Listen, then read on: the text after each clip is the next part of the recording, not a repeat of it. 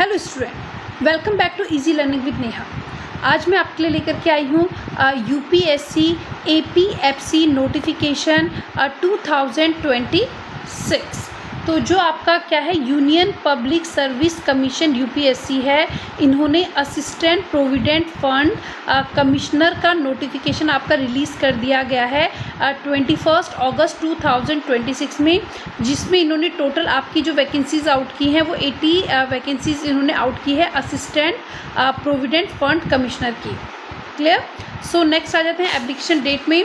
आपका जो एप्लीकेशन है ऑनलाइन आपका स्टार्ट हो गया है फिल करना 22 अगस्त 2026 और ये आपका रहेगा 11 सितंबर 2026 अंटिल 6 PM तक। तो जो भी इंटरेस्टेड आपके कैंडिडेट हैं वो अप्लाई कर सकते हैं इसे 11 सितंबर 2026 से पहले। सो आपकी एग्ज़ाम डेट इन्होंने शेड्यूल की है आपकी 20 दिसंबर 2026। पे स्केल जो इसका रहेगा वो रहेगा आपका लेवल 10 ऑफ द 7 CPC पे मैट्रिक्स यानी ग्रुप ए का ये वैकेंसी है।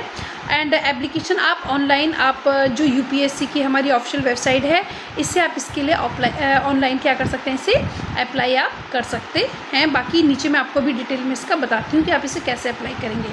वैकेंसी जो इन्होंने डिस्ट्रीब्यूशन की है, जो आपके अनरिजर्व्ड हैं यूआर जो कैंडिडेट हैं इनके लिए 29 वैकेंसीज हैं आउट ऑफ 80। जो आपके ओबीसी हैं, अदर बैकवर्ड क्लासेस हैं, इनके लिए 18 वैकेंसीज इन्होंने निकाली हैं। शेड्यूल कास्ट के लिए 15 हैं, शेड्यूल ट्राइब्स के लिए 10 हैं and economically weaker section EWS जो है इसके लिए उन्होंने 8 वैकेंसीज निकाली हैं। PWBD जो हॉरिजॉन्टल रिजर्वेशन है इनके लिए आपकी टोटल 3 वैकेंसी हैं। तो इस तरीके से इन्होंने वैकेंसी का डिस्ट्रीब्यूशन किया है। अब सबसे इंपॉर्टेंट पॉइंट में आ जाते हैं एलिजिबिलिटी क्राइटेरिया में। सो जो इन्होंने एजुकेशन क्वालिफिकेशन डाली है ये इन्होंने ग्रेजुएशन डाला है आपका इन एनी स्ट्रीम, यानी आप अगर BSc हैं, BA हैं, BCom हैं, BTech हैं, BE हैं, BCA हैं, BBA हैं, किसी भी स्ट्रीम से अगर आपने ग्रेजुएशन किया है किसी रिकॉग्नाइज्ड यूनिवर्सिटी से तो आप इन वैकेंसीज़ के लिए अप्लाई कर सकते हैं। और सबसे अच्छी बात यह है कि किसी कारणवश अगर आपका परसेंटेज नहीं आ पा रहा है तो इन्होंने परसेंटेज के लिए भी कोई क्राइटेरिया नहीं डाला है। नो मिनिमम परसेंटेज और specific stream is required clear करके इन्होंने लिखा हुआ है अपनी वैकेंसी में। तो अगर आपका 45 भी है, 50 भी है, 60 है, 70, 80, 90 है तब तो बहुत अच्छी बात है। तो इन्होंने कोई भी आपका क्राइटेरिया आपका नहीं डाला है परसेंटेज के लिए, ये बड़ी अच्छी बात है। नेक्स्ट इसके पास एज लिमिट। तो जो एज लिमिट है इसकी 35 ईयर्स है आपकी for UR and EWS candidate के लिए।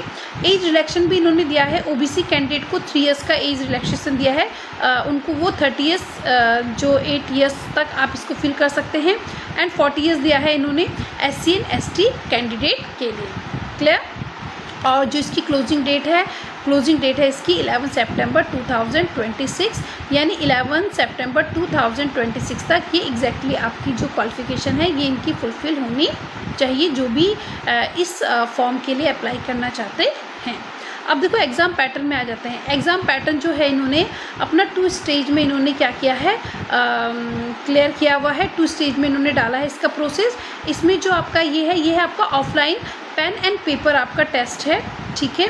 फर्स्ट जो इन्होंने डाला है रिक्रूटमेंट टेस्ट आपका डाला है और एक इंटरव्यू डाला है, ठीक है। जो स्टेज 1 है आपका वो है आपका रिक्रूटमेंट टेस्ट, जिसका आपका वेटेज रहेगा फाइनल सिलेक्शन के लिए वो आपका रहेगा 75%।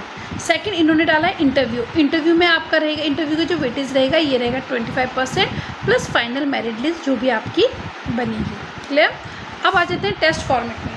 तो इसमें आपके पास टोटल 120 क्वेश्चंस आएंगे जो कि आपके MCQs होंगे, ऑब्जेक्टिव आपके मल्टीपल चॉइस क्वेश्चंस आपके होंगे। इसका जो ड्यूरेशन रहेगा आपका 2 आवर्स इसका ड्यूरेशन रहेगा। टोटल मार्क्स आपके रहेंगे 300 एंड 100 मार्क्स इसमें आपके रहेंगे इंटरव्यू के लिए।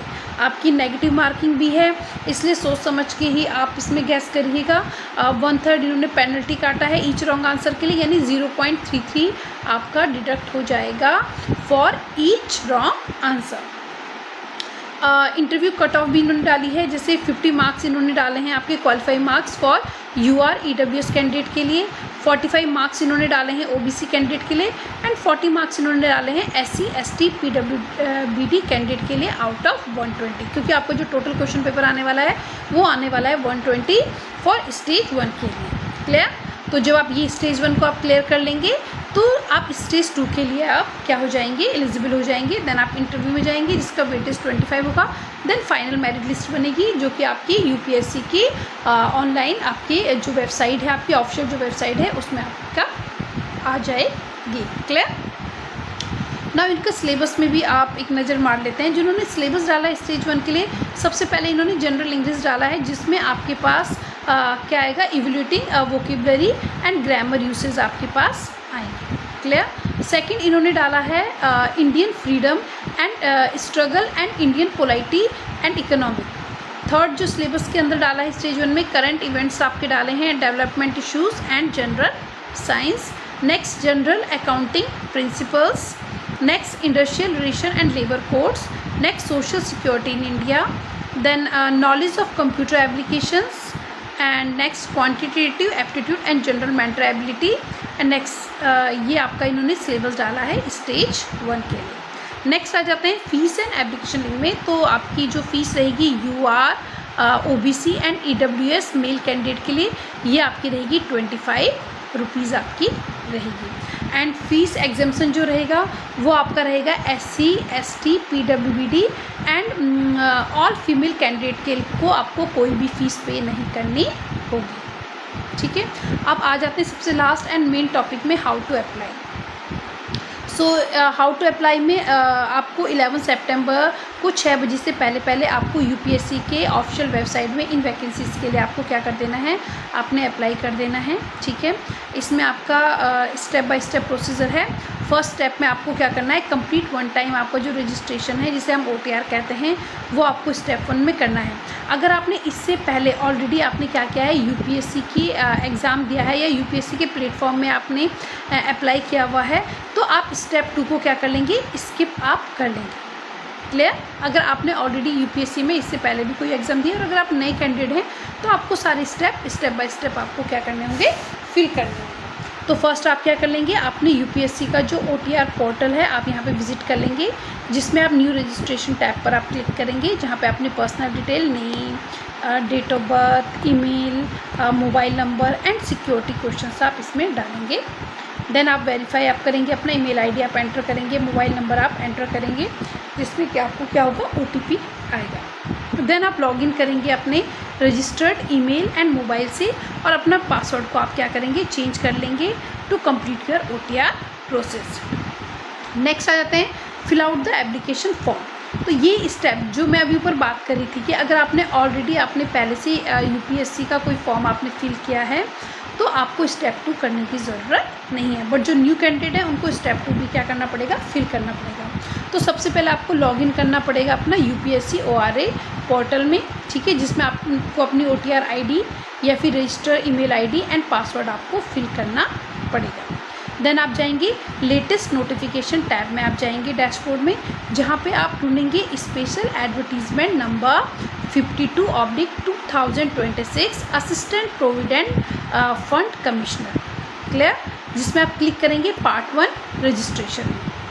देन आप यहाँ पे अपना फिल करेंगे अपनी एजुकेशन क्वालिफिकेशन, आप इसमें यहाँ पे फिल करेंगे कैटेगरी, अगर सपोज़ आप किसी कैटेगरी से बिलोंग करते हैं अपना एड्रेस डालेंगे, आप कौन सी कैटेगरी से करते हो, जनरल करते हो, OBC करते हो, ST करते हो। ठीक है। आप अपनी सारी जो डिटेल्स हैं उन्हें वेरीफाई करेंगे। देन क्लिक आप सबमिट करेंगे to generate your registration ID। ठीक है। जब ये सारी डिटेल्स फिल कर लेंगे तो आपकी रजिस्ट्रेशन ID क्या हो जाएगी, आपकी क्या हो जाएगी, जनरेट हो जाएगी। नाउ आ जाएंगे नेक्स्ट स्टेप में जहाँ पे आपको क्या पे करनी होगी, अपनी एप्लीकेशन फ़ी आपको पे करनी होगी। देन आप प्रोसीड करेंगे पार्ट 2 रजिस्ट्रेशन के लिए जिसमें आपका जो 25 रुपीज़ हैं जो मेल कैंडिडेट हैं या UR, OBC, EWES हैं इनको 25 रुपीज़ क्या करने होंगे, अपनी फ़ी पे करनी होगी।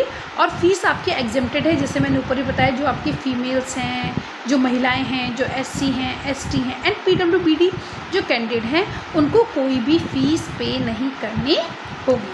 क्लियर। एंड जिन लोगों को भी फ़ीस पे करनी है आपका जो आपके मेल हैं, ठीक है, जो आपके UR हैं, OBC हैं, EWES हैं, ये जो अपनी 25 रुपीज़ फ़ी पे करेंगे ये आप नेट बैंकिंग के थ्रू कर सकते हैं, debit card, credit card, UPI आप इस फ़ी को पे कर सकते हैं। क्लियर। या फिर आप क्या कर सकते हो, ऑफलाइन आप जो SBI से आप कैश चालान भी आप जनरेट करके आप अपनी फ़ीस को सबमिट कर सकते हो। क्लियर। नेक्स्ट स्टेप इसमें आ गया है upload documents and select exam centre. So सबसे पहले जो आपका फ़ोटोग्राफ है, फ़ोटोग्राफ आपका JPG फॉर्मेट में होना चाहिए, 20 KB टू 300 KB के बीच में इन्होंने मांगा है। क्लियर। सिग्नेचर भी आपकी JPG फॉर्मेट में होनी चाहिए, यानी इनका जो बैकग्राउंड होगा आपका वाइट बैकग्राउंड में ब्लू या ब्लैक इंक पेन से आप अपना सिग्नेचर करेंगे। और इसका भी इन्होंने साइज़ दिया है 20 KB टू 300 KB। जो आपने अपना फ़ोटो ID डाला होगा, सपोज़ आधार कार्ड डाला है, पासपोर्ट डाला है, पैन कार्ड डाला है, ड्राइविंग लाइसेंस डाला है, जो भी आपने डाला है, इसका जो PDF फॉर्मेट होगा 20 KB टू 300 KB के बीच में होगा। देन आप अपना एग्ज़ाम सेंटर फिल करेंगे। जल्द से जल्द आप इस फॉर्म को फिल कर लीजिए, क्योंकि फ़र्स्ट अप्लाई फ़र्स्ट अलॉट है। जो पहले अप्लाई करेगा उसको अपना पसंदीदा एग्ज़ाम सेंटर मिलेगा, जो कि नियर बाई या उनकी सेम सिटी में होगा। अगर आप थोड़ा लेट हो जाएंगे तो हो सकता है कि आपका जो एग्ज़ाम सेंटर है वो आपका चेंज हो जाए। एंड लास्ट में आप किस में क्लिक कर लेंगे, फाइनल सबमिशन में आप क्लिक कर लेंगे। देन आप एग्री पे क्लिक करेंगे। टू द डिक्लेरेशन फॉर्म के नीचे आता है ना एग्री बटन आता है, आप यहाँ पे क्लिक कर लेंगे। Then preview your entire application carefully. तो जितनी भी आपने ऊपर अपनी डिटेल आपने भरी हैं, आप उनको ध्यान से आप उनको देख लेंगे और इंश्योर कर लेंगे कि आपने कोई भी स्पेलिंग मिस्टेक या अपने डेट ऑफ बर्थ जो भी आपने डाली है या आपने ग्रेजुएशन जो भी आपसे पूछा गया है उनमें कोई भी स्पेलिंग मिस्टेक या कोई भी आपने गलत तो नहीं फिल कर दिया है। एंड लास्ट में आप क्या कर लेंगे, सबमिट एप्लीकेशन बटन पे आप क्लिक कर लेंगे। एंड फाइनली आप क्या कर लेंगे, अपना डाउनलोड कर लेंगे अपना जो फाइनल सबमिटेड एप्लीकेशन जो आपकी कॉपी होगी, उसको एप्लीकेशन को आप क्या कर लेंगे, डाउनलोड कर लेंगे। एंड फी रिसिप्ट को आप फ्यूचर के रिकॉर्ड के लिए अपने पास रख लेंगे। सो स्टूडेंट, आपको मेरा आज का वीडियो कैसे लगा कमेंट करके ज़रूर बताइए।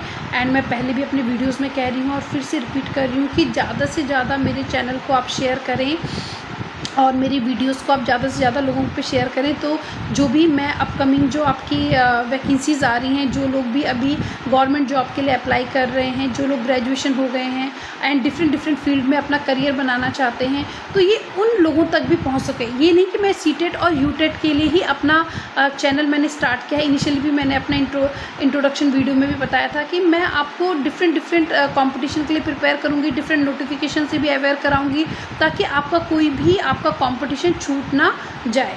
कि आप ये ना सोचो कि यार ये वैकेंसी खुली थी और आपको पता नहीं लगा और आप इसको फिल नहीं कर पाए। सो ज़्यादा से ज़्यादा प्लीज़ मेरे चैनल को ज़्यादा से ज़्यादा आप शेयर करें, ताकि ये ऑल ओवर इंडिया में उन कैंडिडेट के पास पहुंच सके जो किसी कंपटीशन की आपकी तैयारी कर रहे हैं। Thank you, thanks for watching my video.